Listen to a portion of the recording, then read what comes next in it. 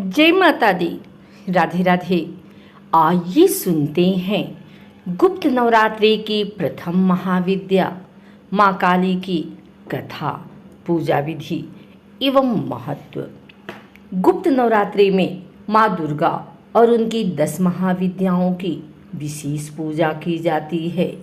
गुप्त नवरात्रि को विशेष रूप से गुप्त साधनाओं के लिए जाना जाता है। गुप्त नवरात्रि के पहले दिन माँ काली की पूजा करने का नियम है। 10 महाविद्याओं में माँ काली प्रथम रूप है। माँ काली जी का स्वरूप अत्यंत विकराल, अभयकारी और मंगलकारी है। माँ काली का ये स्वरूप असुरों का नाश करने वाला है। यदि कोई व्यक्ति गुप्त नवरात्रि के दौरान माँ काली की पूजा करता है तो उसके ऊपर सामने आसुरी शक्तियों का कोई असर नहीं होता। माँ काली की पूजा करने वाले व्यक्ति को रूप, यश, जय की प्राप्ति होती है।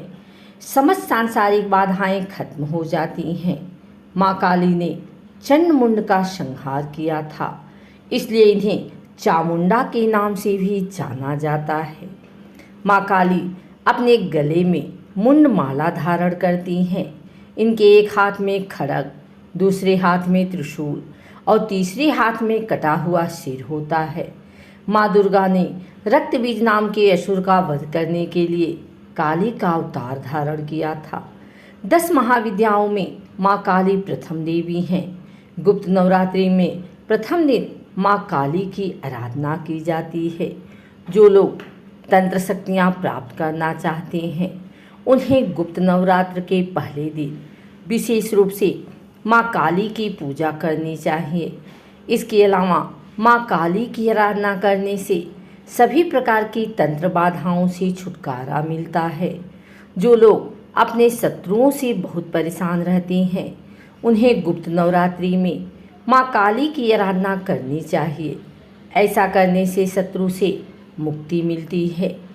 माँ काली की पूजा करने से अकाल मृत्यु का भय भी दूर हो जाता है।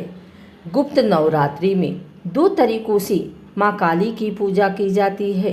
जो लोग तांत्रिक विद्या हासिल करना चाहते हैं वे लोग इस दिन माँ काली की तंत्र विद्या द्वारा उपासना करते हैं। कुछ लोग गुप्त नवरात्र के प्रथम दिन सामान्य तरीके से माँ काली की आराधना करते हैं, जिससे उनके जीवन के सभी संकट दूर हो जाते हैं। माँ काली पूजन विधि। गुप्त नवरात्रि के पहले दिन सुबह ब्रह्म मुहूर्त सुबह 4 बजे उठकर स्नान करने के पश्चात स्वच्छ वस्त्र धारण करें। अब एक साफ चौकी पर गंगा जल छिड़क कर उसे शुद्ध कर लें। अब इस चौकी पर साफ कपड़ा बिछाकर घट स्थापना करें। घट स्थापना करने के लिए मिट्टी, तांबे या स्टील के पात्र में जल भरकर चौकी पर रखें। अब इसके ऊपर एक नारियल को मौली और चुन्नी से लपेटकर कलश के ऊपर स्थापित करें। अब चौकी पर माँ काली की प्रतिमा या मूर्ति की स्थापना करें। अब माँ काली की तस्वीर को रोली का टीका लगाएं। तिलक करने के पश्चात माँ काली को लाल पुष्पों की माला, पुष्प, फल, मिठाई, नैवेद्य आदि चढ़ाएं और पूरी विधि विधान और श्रद्धा के साथ माँ काली की पूजा करें। अब माँ काली के समक्ष सरसों के तेल या घी का दीपक प्रज्वलित करें और श्रद्धापूर्वक माँ काली के मंत्रों का जाप करें। देवी कवच, अर्गला स्तोत्र का पाठ करें। सबसे अंत में श्री सूक्तम का पाठ करना चाहिए। जिस आसन पर आप बैठते हैं उसका रंग लाल होना चाहिए। माँ काली की कथा सुने या पढ़ें। इस दिन दुर्गा सप्तशती का पाठ करना भी बहुत उत्तम है। माँ काली की कथा सुनने के पश्चात कपूर से आरती करें। प्रसाद के रूप में मिठाई का भोग लगाएं। यदि आपके पास मिठाई नहीं है तो आप माँ काली को बतासे का प्रसाद भी चढ़ा सकते हैं। अब सभी लोगों में प्रसाद बांट दें और फिर स्वयं भी प्रसाद ग्रहण करें। माँ काली से पूजा में हुई किसी भी प्रकार की गलती के लिए हाथ जोड़कर क्षमा मांगें। माँ काली के मंत्र हैं ओम ऐं ह्रीं क्लीं चामुंडाय विच्चे। आइए सुनते हैं माँ काली की यह कथा। पौराणिक कथा के अनुसार एक बार दारुक नाम के राक्षस ने ब्रह्मा जी को प्रसन्न करके उनसे वरदान प्राप्त कर देवताओं और ब्राह्मणों को प्रताड़ित करना शुरू कर दिया और स्वर्ग लोक पर कब्जा कर लिया। जिसके बाद सभी देवता भगवान विष्णु और ब्रह्मा जी के पास गए। ब्रह्मा जी ने सभी देवताओं को बताया कि इस दुष्ट का संहार एक स्त्री ही कर सकती है। जिसके बाद सभी देवता भगवान शिव के पास गए और उन्होंने भगवान शिव को सभी बात बताई। जिसके बाद भगवान शिव ने माता पार्वती की ओर देखा। माता पार्वती इस पर मुस्कुराई और अपना एक अंश भगवान शिव में प्रवाहित कर दिया। जिसके बाद भगवान शिव के कंठ से विष से उस अंश ने अपना आकार धारण किया। जिसके बाद भगवान शिव ने अपना तीसरा नेत्र खोल दिया। उनके इस नेत्र से विकराल रूप वाली माँ काली उत्पन्न हुई।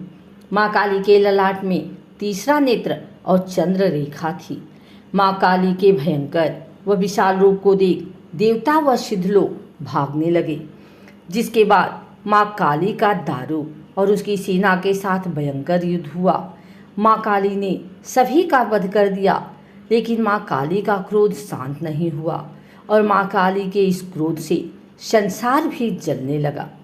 जिसके बाद भगवान शिव ने एक बालक रूप धारण किया और शमशान में लेटकर रोने लगे। जिसके बाद माँ काली उन्हें देखकर मोहित हो गई। इसके बाद माँ काली ने बालक रूपी भगवान शिव को अपने गले से लगाकर अपना दूध पिलाया। जिसके बाद उनका क्रोध भी शांत हो गया।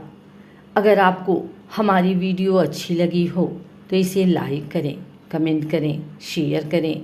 हमारे चैनल को सब्सक्राइब करके बेल नोटिफिकेशन ऑल पर सेट कर लें ताकि आगे आने वाली वीडियो सबसे पहले आप तक पहुंच सके। धन्यवाद।